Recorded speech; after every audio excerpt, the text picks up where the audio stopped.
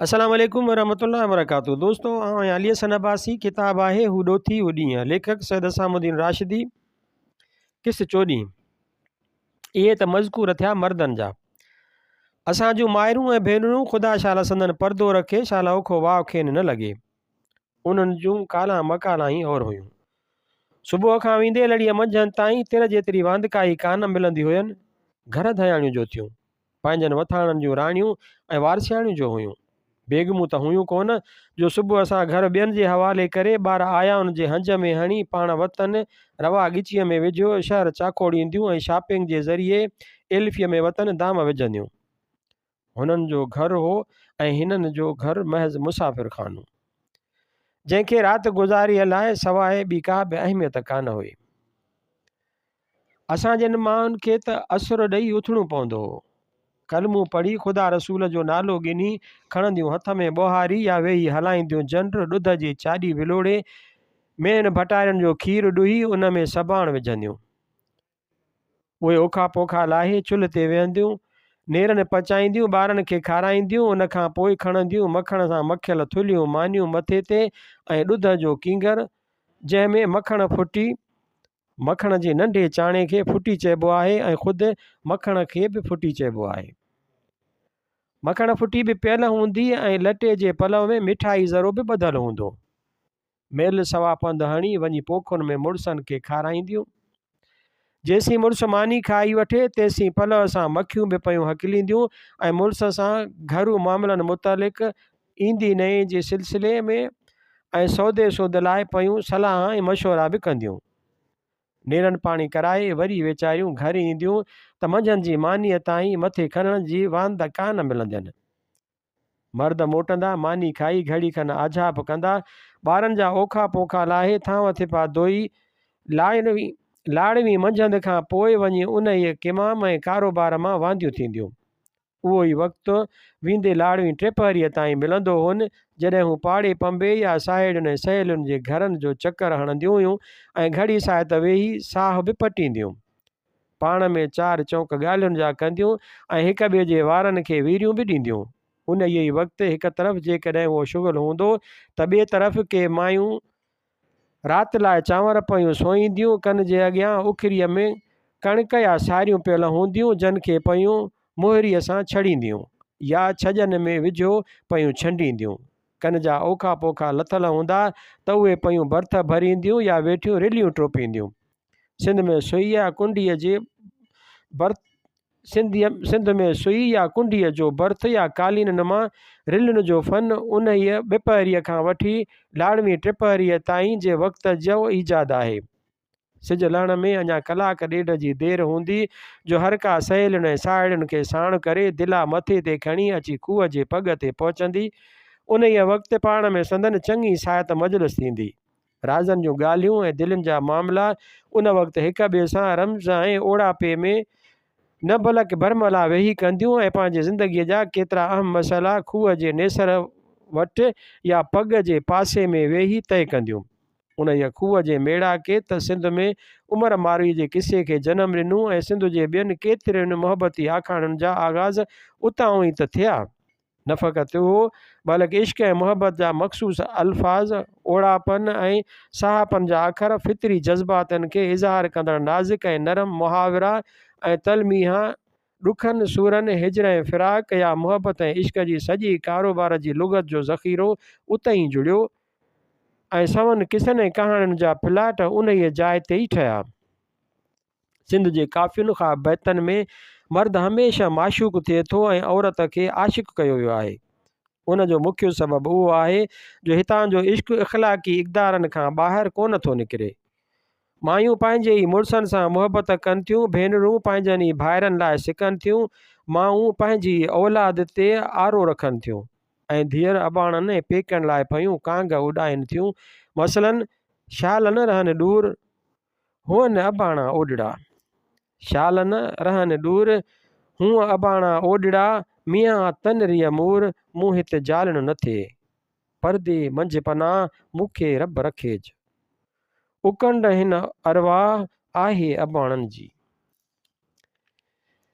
पाड़ो पाड़े साण शल हुआ अबाणनि जे, पखनि तनजी पाण आऊं तां सुखियो भायां। अहिड़ी तरह इश्क ऐं मुहबत जो मर्कज़ जीअं त मुड़ुसु थिए थो, भाउ थिए थो, औलाद थिए थो या पेका ऐं अबाणा थियनि था, तंहिं करे औरत खे मुहबत कंदड़, प्यारु कंदड़ ऐं इश्क कंदड़ ॾेखारियो वियो आहे। असां वटि जेके इश्किया आखाणियूं आहिनि तन में पिणु नतीजे तौरु आख़िर में ज़ाल ऐं मुड़ुसु ॾेखारिया विया आहिनि। ज़ाल जी मुड़ुस सां मुहबत थिए थी, इश्क थिए थो ऐं हिकु क़िस्म जी अक़ीदत थिए थी। असांजे औरत वटि वर वॾी अहमियत रखे थो। औरत जी समूरी ज़िंदगीअ जो मर्कज़ महज़ मुड़ुसु थिए थो। ज़ाल जी समूरी हयातीअ जो मुहवर संदसि सुहाग थिए थो। उन जे ई गिर्द संदसि फ़िकिर ऐं ख़्यालु घुमे थो। सिंध जे तसवर जो इश्क बद किरदारी ऐं नफ़्सानी ख़्वाहिशात जो मज़हर कोन थो थिए। घरनि जी तक़रीब कान थो करे पर तामीर करे थो। रुसवाई ऐं बद इख़लाक़ीअ जो सबक़ु कोन थो सेखारे, बल्कि ॿिनि ज़िंदगियुनि जे बाहिमी रब्त ऐं ज़ब्त जी मज़बूतीअ ऐं पाइदारीअ ऐं पकाईअ खे पेश करे थो। उन्हनि सभिनी असबाबनि सबबि सिंध जे शाइरनि आशिक़ जो किरदारु ज़नानी ज़ुबान जे ज़रिए पेश करायो आहे।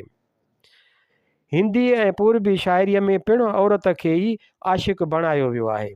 तंहिं करे इश्क ऐं मुहबत जे मुख़्तलिफ़ कैफ़ियतुनि ऐं समूरी रुइदाद जे सिलसिले में तख़यल, मुहावरनि, तलमीहुनि ऐं अल्फाज़नि जो समूरो ज़ख़ीरो गोया औरत जो पैदा कयल आहे। ऐं उहो ई सबबु आहे जो सिंधी औरत जी सुबुह खां सांझीअ ताईं जी ज़िंदगी सिंधी शहर सुखन खे सचनि ख़्यालनि, माहौल जे मुहावरनि ऐं गिरदो पेश जे तलमीयुनि ऐं तशबीहुनि सां मालामाल करे छॾियो। मेंह ॾुअण मां खंडु विझी खीर पीआरण जो इस्तेमालु अमल में आयो। ॾंदनि खे अछो जहिड़ो खीर चवण बि उतां ई हिननि सिखियो। ॾुध विलोड़ण मां महबूबनि खे मखण माखी ऐं मिसरीअ खां वधि मिठो बयानु करण जा तसवर पैदा थियनि। जहिड़ीअ तरह हिकु काफ़ीअ जे हिन मिसरे में चयो वियो आहे, मखण माखी मिसरी तंहिंखां मुहिब मिठो, अला आरियाणी अव्हां न ॾिठो। मखण ॾुध मां कढनि थियूं, मिसरी ऐं खंडु घर में रखनि थियूं ऐं झंगनि झरनि मां मर्द माखियूं लाहे उहे बि हाणे खेनि ॾियनि था। जॾहिं आशिक़ खे पंहिंजे महबूब लाइ राय ॾियण जी ज़रूरत पेश आई त हिननि पंहिंजे ई माहौल मां तशबीहूं वठी पंहिंजे ख़्याल जो इज़हार कयो। अहिड़ीअ तरह जॾहिं पंहिंजे पीढ़ीअ खां परे रहियूं तॾहिं संदन मन में जेका पीड़ा थी, उन लाइ हिननि जनर जे ॿिनि पुड़नि में जंहिं नमूने कणिक पीड़ जे पाह थी वेंदी आहे, उन जो मिसाल पेश कयो। अहिड़ीअ तरह मर्द त मुंहुं ऊंधा ई पोखुनि पालानि ते हलिया वेंदा हुआ, पुठियां फ़क़ति औरतूं रहंदियूं हुयूं। कांगल जॾहिं अंगण या आगुरनि में पिर फुटी अची लथा, तॾहिं हिननि ई त कांग उॾाइण जो समूरो तसवुरु ऐं उन जा हज़ारे मुतलिकात असांजे अदब में पैदा कया। गर्ज़ कहिड़ा मिसाल ॾेई कहिड़ा ॾिजनि।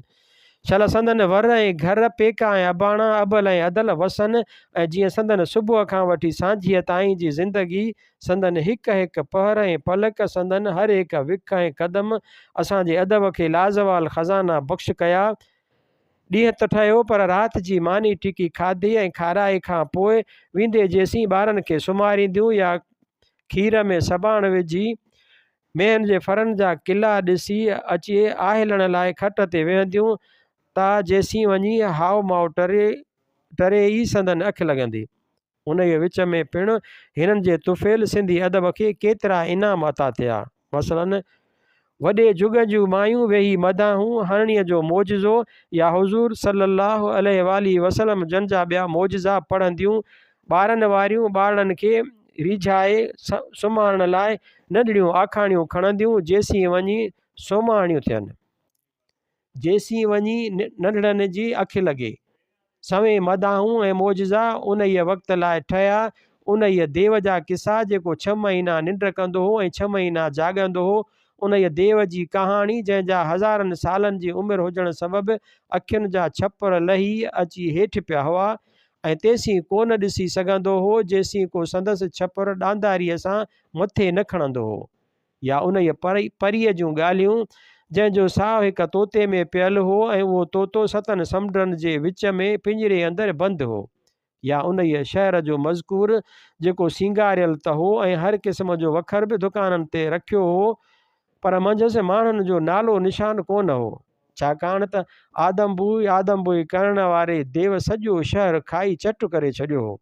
मतिलब त उहे ऐं अहिड़े क़िस्म जा हज़ारे किसा ऐं कहाणियूं ॻाल्हियूं ऐं आखाणियूं उन वक़्त में तराशियूं वयूं, जिन खे अॻिते हली सिंधी अदब में लोक कहाणियुनि दास्ताननि जे उनवाननि हेठि जाइ ॾिनी वई।